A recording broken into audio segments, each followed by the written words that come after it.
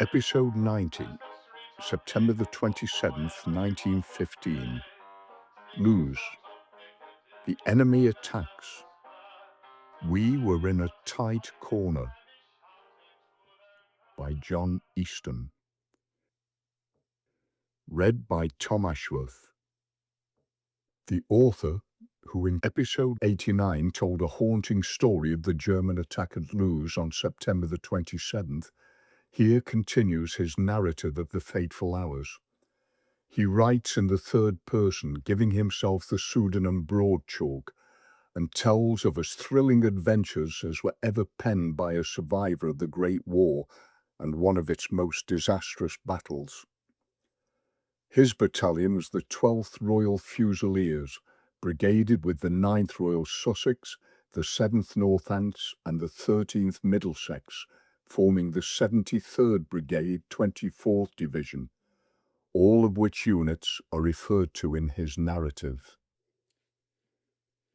Broadchalk stood on the firing step and surveyed his men. They were a queer score of ragamuffins, clay-covered figures streaked with grime and blood, their rifles clay-splashed, their puttees like brown paper leggings stuck fast to their shins, their boots great paws of hard mud. There were Fusiliers, Sussex and Middlesex of his own brigade, and half a dozen Scotsmen who had lost their units in the first advance and fought ever since wherever they could find a man to lead them. A Middlesex sergeant got them into shape and divided them into two sections. Broadchalk climbed to the top of the redoubt and took stock of the position. Before him lay the village, now wrapped in a thick mist which was swirling towards them. The first damp of its drizzle fanned his face as he watched. Half right, the ill-omened dump loomed out of the mist, a grey, formless monstrosity, full of the mystery that is inseparable from territory unsurveyed. What secrets might not be hidden in that mighty heap of slag?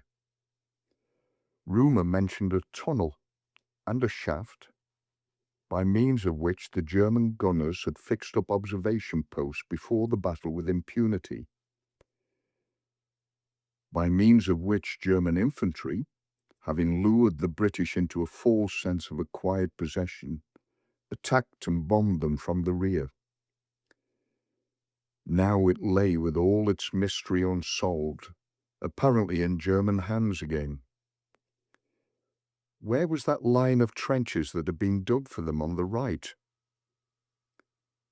Broadchalk's lateral vision was limited to 100 yards each way, even though he was standing on the pinnacle of the parapet. He felt strangely naked when standing on the top of the trenches in full view of the enemy. The mist was getting thicker and thicker. Was it to be their saviour, or was it to form a bank of cloud behind which the enemy could advance in mass? The Scotsmen were running no risk, for they kept up a steady fire. Broadchalk hauled his men out of the redoubt and gave them a bout of firing. It steadied them and caused no danger to defenders of the trench which was in front, for they were on higher ground. Suddenly he saw two figures standing together some 60 yards to his left. He stopped, looked again, and his heart leapt within him. It was Trevor, a fellow subaltern whom he had thought killed. Trevor talking to Parsons, the commander of C Company. The whole of Broadchalk's responsibility dropped from his shoulders simultaneously with his first muttered gasp of joy. He shouted to his men and set out at a run. "What are you running for?" asked Trevor cheerfully, as Broadchalk arrived panting at his side. The next hour was a nightmare of muddle and confusion. Parsons had lost his company and had taken up his position on the parapet as the only field officer known to be alive in the area. He was a big man, nearly stone deaf, and the enemy was barely 200 yards away. To get orders was no mean feat. Broadchalk stood on his toes and shouted in his ear, and the sniper's bullets whizzed past his head continuously. The organisation of the line and the check of any suspicion of a rout was largely due to Parsons. He stood on the top of the trenches with his arms folded, a great monument of a man, collecting the men as they were driven in and guiding them to this or that trench. A faint smile played over his lips and hinted at the deaf man's oblivion to rattle and noise, or the infection of shaken nerves. Broadchalk told him about the field message. You two had better prospect for a gap, and if you find it, stay there. You can't do anything here, we're jam solid as it is. If you find my company, let me know. 10 minutes later, he fell, shot through the head. Parsons was right about the jam.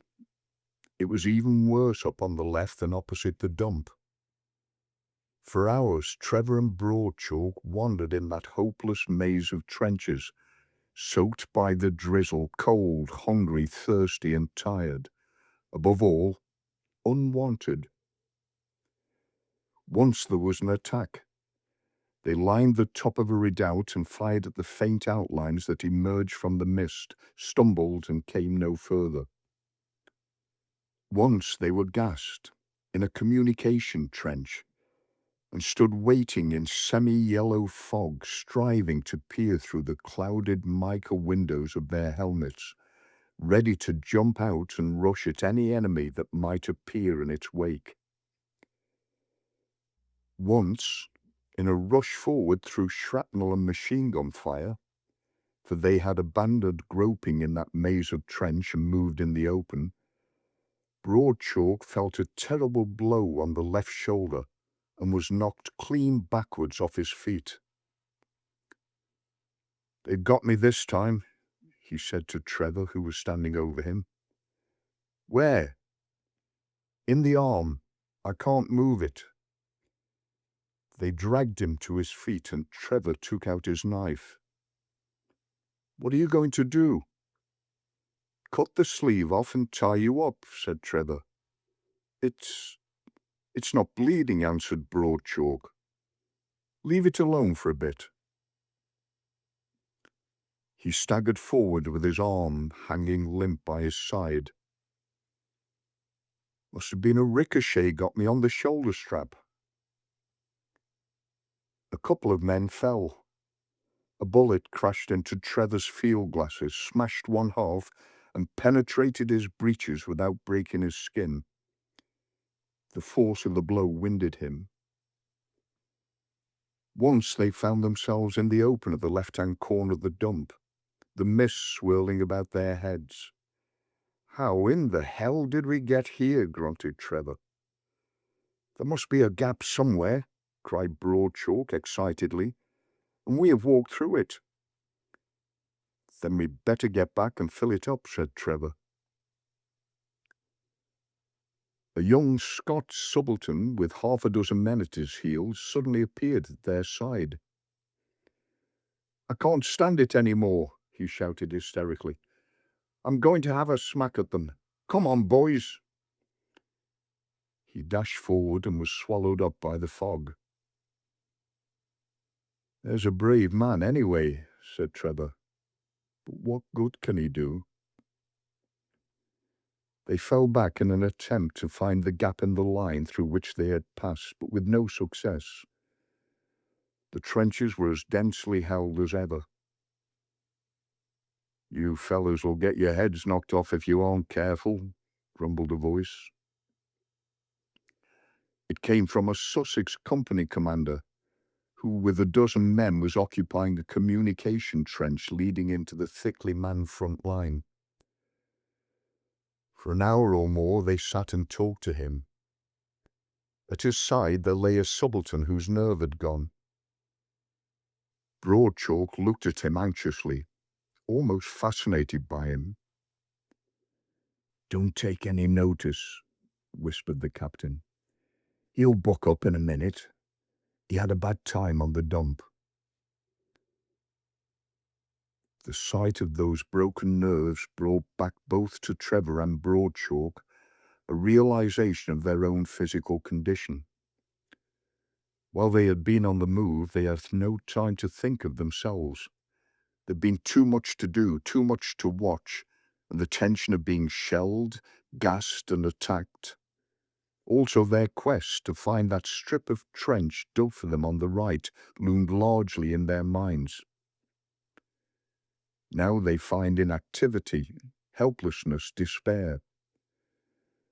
They remembered how empty they were, how thirsty, how cold, how wet, that the enemy had turned them out of their position. In place of hope, they were confronted by a realization of failure and destruction. "What are they going to do to us?" groaned Broadchalk.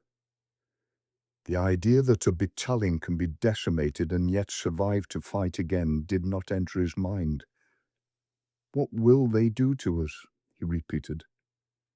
"Send us home, I suppose."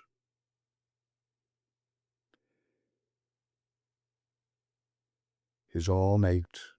His tongue felt too large for his mouth. His head swam. His eyes were craving to be closed. His stomach was hollow. His skin seemed to be drawn painfully across his ribs. 60 hours now since sleep, food and drink had been part and parcel of his life. Trevor glanced at him anxiously, and from him to the broken subaltern, whose teeth were chattering with that helpless regularity that comes to a man in the grip of malaria. "This cold has got hold of him," explained the Sussex captain. "He'll be all right in a jiffy." All right. If only one could keep one's eyes off him.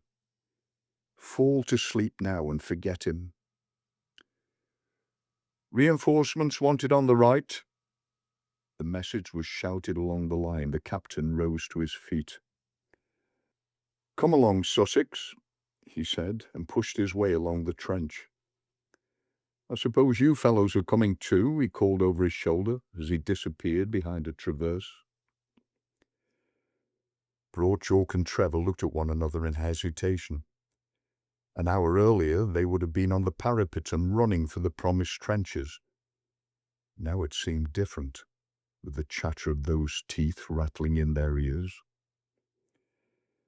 Broadchalk spoke first, feebly, listening to the words as they fell from his own lips, listening with as much surprise as his muddled head was capable of expressing. He could scarcely recognize his own voice, and marveled as to where it came from and by whom it was prompted.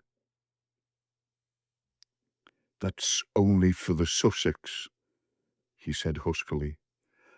"Perhaps if we worked our way back to the rear, we might find the Fusiliers." He was two people now, two distinct personalities, a creature of a waking nightmare. One half of him had given way to an absolute weariness of mind and body. The other still clung to a phantom of duty, still tried to hammer into his clouded mind and aching limbs the fact that there was a job of work to be done. Trevor did not answer him immediately. They both stood in silence for a moment, and then he said, "I don't know," casually and with a start, as if he too had been surprised by his own words.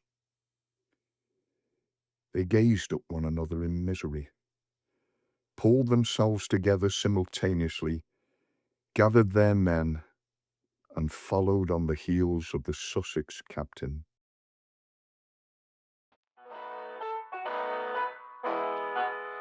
Goodbye, goodbye, why the sleep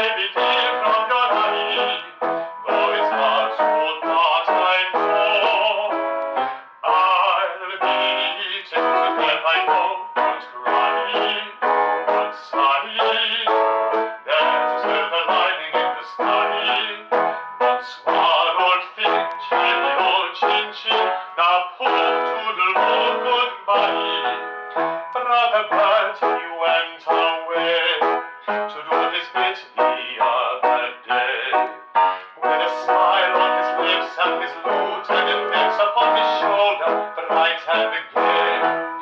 As the train moved out, he said, remember he told the birds, though he wagged his paw and went away to war, shouting out these pathetic words.